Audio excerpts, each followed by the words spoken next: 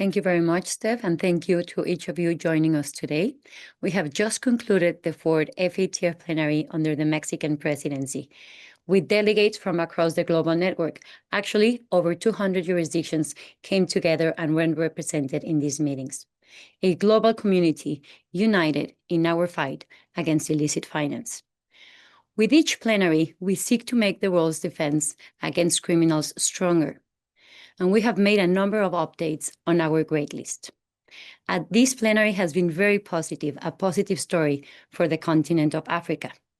A record of 4 countries have been removed from the great list.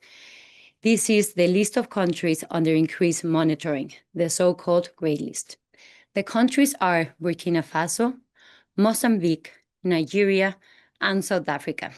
Some of the actions taken by these jurisdictions include, in the case of South Africa, they have sharpened the tools to detect money laundering and terrorist financing.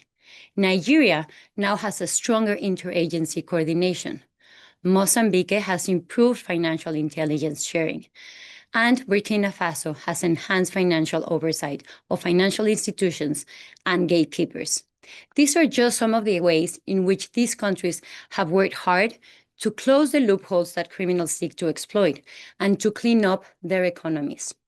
It is the result of sustained efforts across authorities and also supported by the global network community, including the FATF-style regional bodies, SMBLAC in the East and South Africa region, and GIAVA in Western Africa.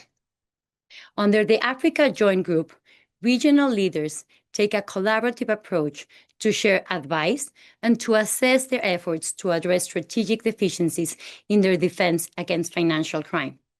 These transformations will help better protect communities that are harmed by crime and corruption, those living in fear of terrorist attacks, families with life savings drained by fraud and cybercrime.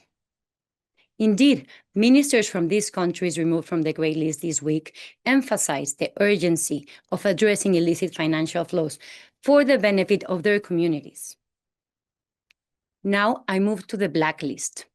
The FATF has updated its public statement on Iran and reiterates its call on all jurisdictions to apply effective countermeasures. That concludes my update on the Black and Great List. Now, moving to other news from these plenaries. I am very happy to report that the FATF welcomed 2 new guest jurisdictions to the FATF table under their own flags, Jamaica and Nigeria. This increases the diversity of voices and benefits from regional perspectives. Jamaica and Nigeria played an active role in the discussions this week, alongside Kenya, who we welcome under the guest initiative in February of 2025.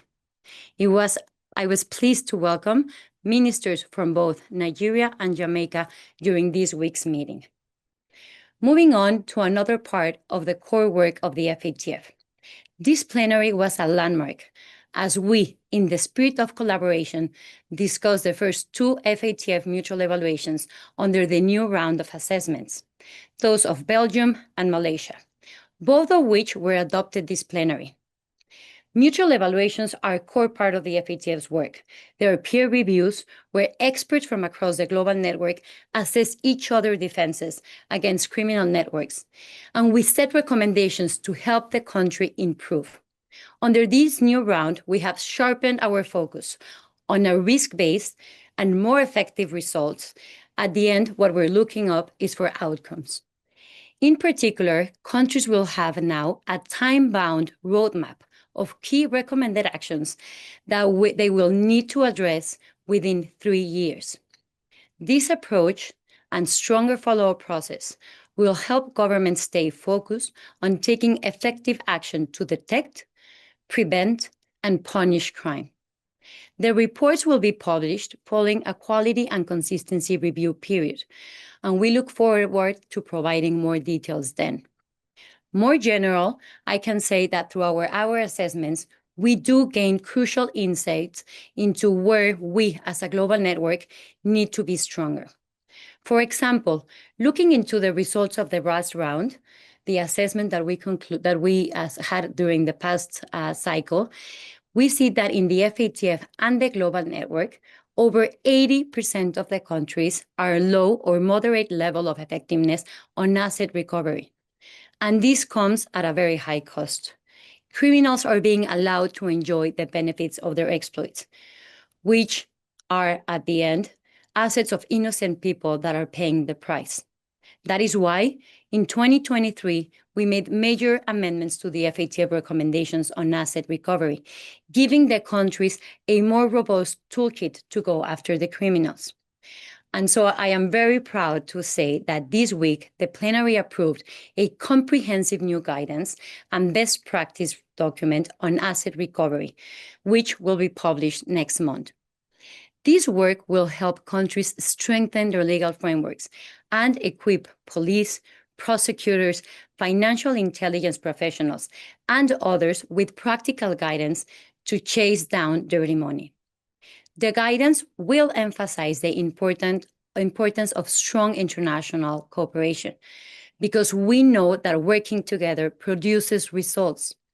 For example, we saw that this week Interpol and AFRIPOL announced a significant terrorist financing and money laundering operation.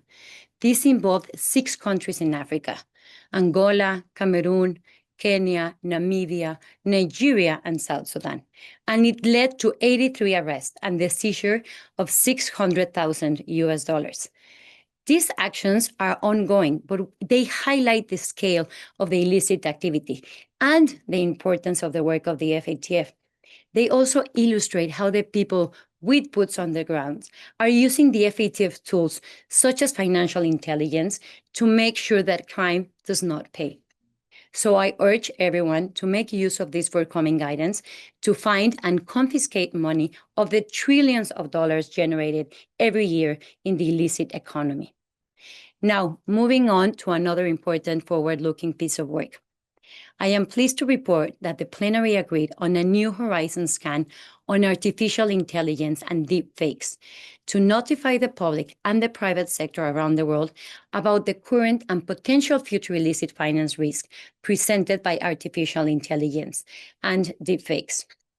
From cloning CEOs to facilitating the transfer of millions of offshore accounts, this analysis examines some cases for countries and the private sector to consider as they strengthen their safeguards and harness AI responsibility to protect against criminal activity. We know criminals are using technology, and we need to make sure that governments have the tools to keep the pace and outrun the criminals, because this threat is not going away. Indeed, through our evaluations, we have learned that fraud, often enabled by technology, is one of the 3 predicate offenses in almost 90% of the countries. Over the forthcoming months, the FATF will be continuing to focus on how we can use our global intelligence and network to better tackle the global threat that fraud represents. So with that, I finalize my summary of main outcomes of this plenary, namely, we are assessing jurisdictions' progress on our global standards, holding them to account and supporting them for progress. 2, we are providing practical tools and guidance to make countries more effective in the fight against financial crime. 3, we're bringing more voices to the table because our defenses are stronger when we work together. And 4, we continue to keep our eye on the horizon for future-proof our counter-illicit finance measures. And with that, I am very happy to take questions on the outcomes of the plenary. Thank you, and back to you, Steph.